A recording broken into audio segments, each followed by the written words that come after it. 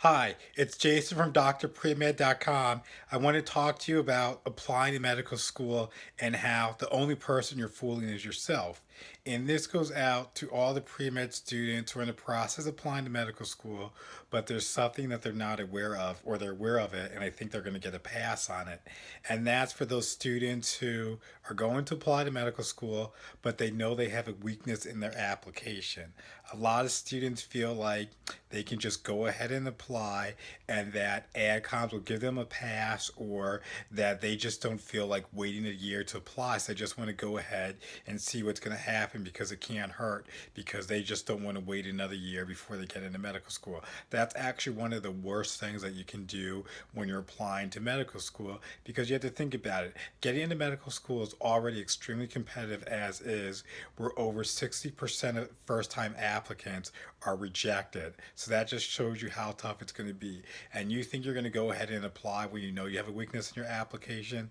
And the point about that is, if you know there's a weakness in your application, that means all the adcoms are going to know there's a weakness in your application. It's going to just be very glaring and obvious that you haven't made a very mature decision about the process of applying to medical school. And when adcoms are deciding who they're going to admit to become physicians, are going to ultimately be responsible for the lives of other people, their patients, and interacting with those family members, they want to know that the doctors that they're producing are mature, thoughtful individuals who take a long-term approach and aren't just acting flying by the seat of their pants, whatever that expression is. And you don't want that to happen to you, because that's just an easy way for them to automatically take you out of the running. Because when you're applying to medical school, the job of AdComs is to find the best people to admit to their medical school. So at each stage and step of the process, they're looking for ways to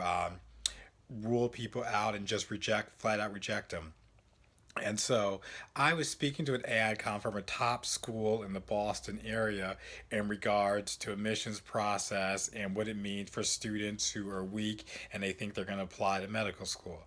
And here's what he had to say. He said, "Yeah, I've seen this on many occasions where we have students who are great on paper in regards to their test scores and GPA. They're the perfect applicant, nothing's wrong, and they're definitely, based on the numbers, would get into medical school."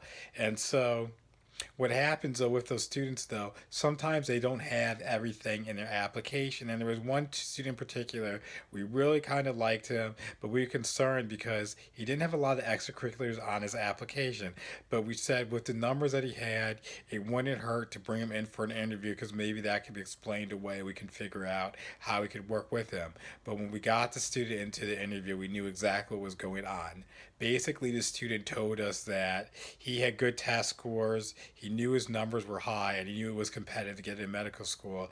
And he also knew that he didn't have a lot of extracurricular activities. That was probably something that he should have done more of. And he just didn't feel like waiting another year to work on extracurricular activities to apply to medical school. And so he said he was going to just apply now and see what happens, because he knew his numbers were strong. Obviously, that was not the thing that you wanted to say, but at least the student was honest about it.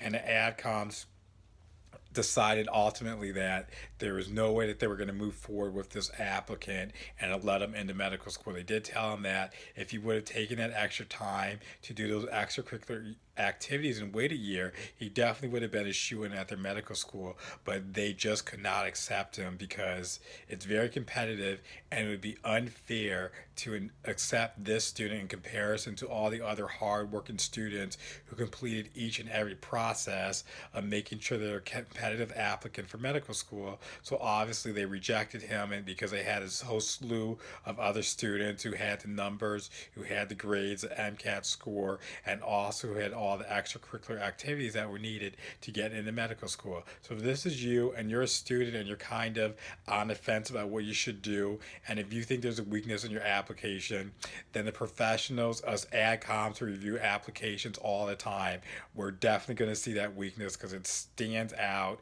and you're not going to be a special snowflake, a special flower that's going to stand out. We're going to just give you a pass because that's just not how it works. There's way too many applications. You have to think think about 10, some schools receive over 10,000 applications for 150 spots. So they're going to use computer to screen out, and AI comes when they're looking at your application. They just have so much to look at that it's going to be very easy for them to just say, nope, you don't have this, you don't have that, or what you wrote about just isn't going to work for you. And so you're going to get screened out of the process. And so, for a lot of students, one of the biggest issues that they're going to be coming up against is going to be their numbers. And if it's a GPA issue and you already took most of your pre med courses, then what you need to do is you need to consider a special master's program that's going to give you a leg up on the competition and also show AdComs that you can handle the rigors of medical school, because that's going to be their biggest concern with you if you have a lower GPA, is your ability to complete medical school. So I strongly encourage you and recommend that you do a special master's program or a post-bac program of your choosing that's going to get your numbers where they need to be.